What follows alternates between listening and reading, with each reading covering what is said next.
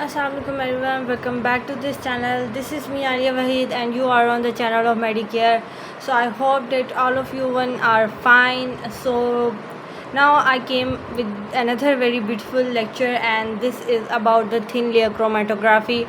So as you remember, in the previous lecture we have studied about the chromatography. I hope that everything clears about the chromatography, and no one confusion remains in your mind. And if there is some confusion, then you definitely leave a comment for me. I will definitely answer you.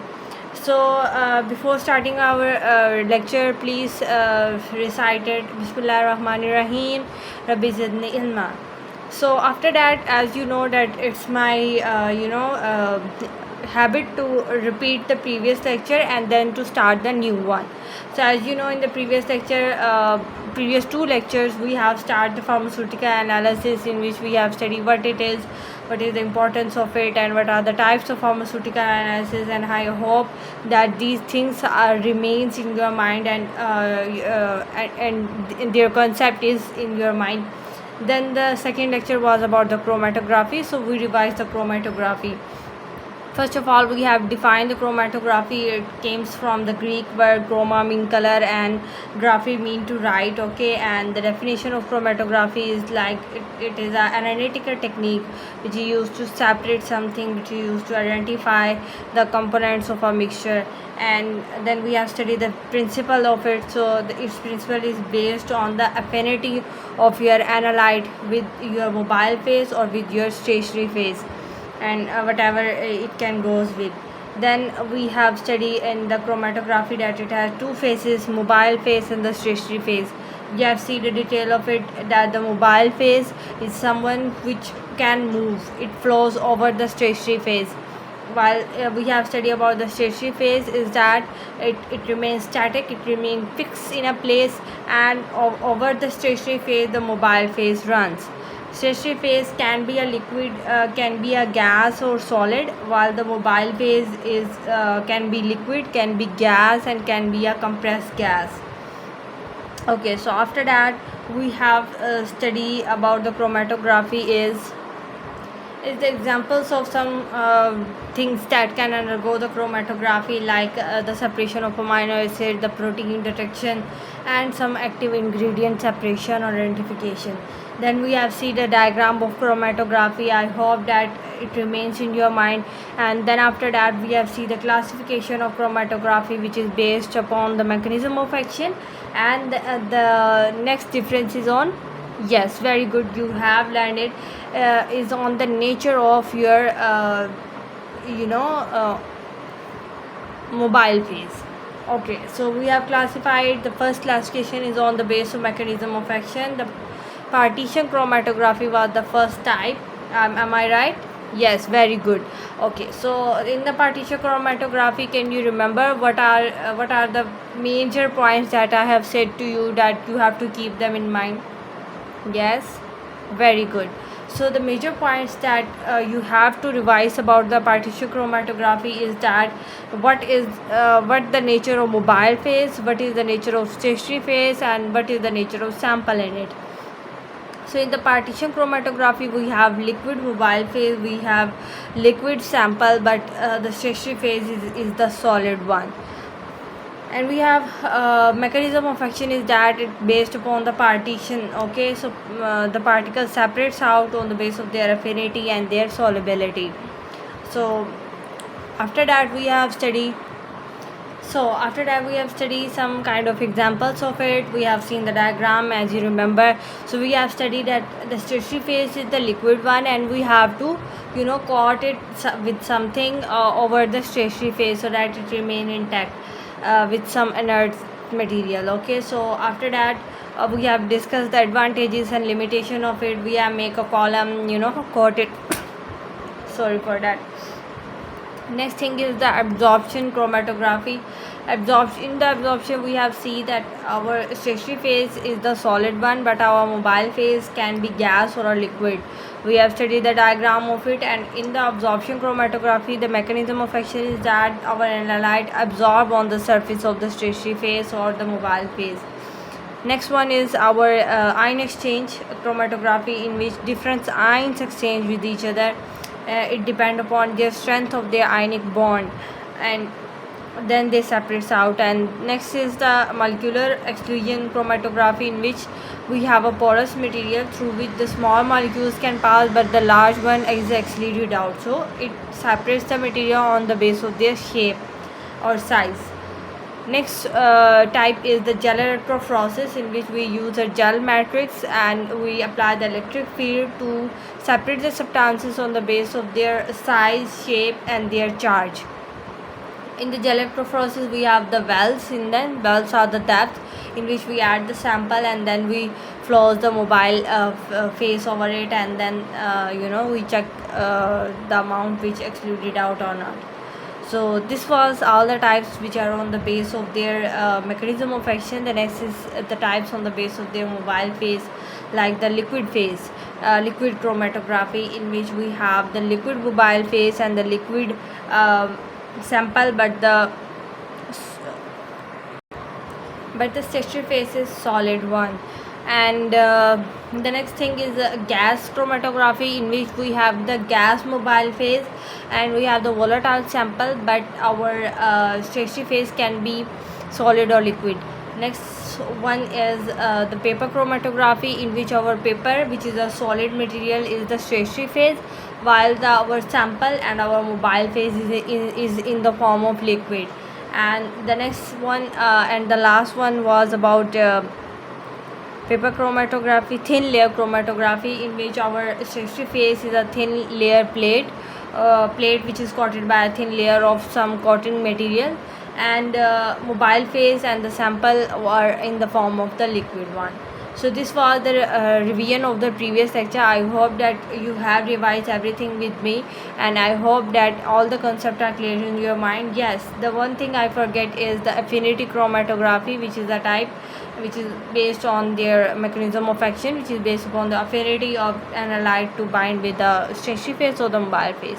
So this was the one that I have forget it out, and if you have done any kind of mistake and if you forget something, please go and revise it again, so that it remains in your memory and fixed in your memory till your papers. So yeah, so now we are going to start our next lecture.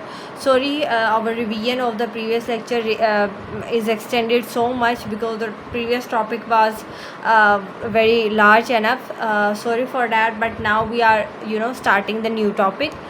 The next topic is the thin layer chromatography. First we discussed the discovery of it in 1949. M. Hard and Hall separate some inorganic ions by using starch as a binder. So this is the startup that how the thin layer chromatography is discovered. TLC equipment. This thin layer chromatography equipment was discovered by Sehel, and its principle was discovered by Lazima, Vlov, and Sharabir. Okay, sorry for wrong pronunciation. So next thing is about the definition. So it is a technique used to separate the components of a mixture using a thin stationary phase supported on the inert phase. So what it is, I am going to explain the definition. So it is a separating technique, yes, which is used to separate the compounds of a mixture. एक mixture में से किसी compound को separate करने के लिए technique है ये. Using a thin stationary face, आपने एक थिन स्टेशनरी फेस यूज़ करना है, उसको सपोर्ट करना है एक इनर्ट प्लेट के ऊपर. एक इनर्ट प्लेट लेनी है, उसके ऊपर आपने थिन कवरिंग करनी है स्टेशनरी फेस की, इसलिए हमने इसे कहा है thin layer chromatography.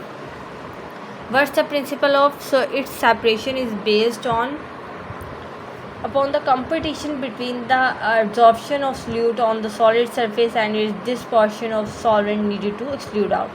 So actually क्या है, it's principle based upon the competition between two things. First is the solute absorbed on the stationary phase on the solid surface of something, and its dissorption के absorb ना हो by the solvent needed to exclude out, ताकि वो absorb ना हो और वो exclude out हो जाए. तो ये कंपटीशन हो रहा है कि कितना मटेरियल के ऊपर एब्जॉर्ब होगा और कितना एब्जॉर्ब ना हो के सॉल्वेंट के साथ बाहर निकल जाएगा. The component, sorry for that, The component of the sample moves at different rates when they are propelled by a solvent through the stationary phase, and the components of solute has different affinity for the stationary and mobile phase. These things we have discussed for more times.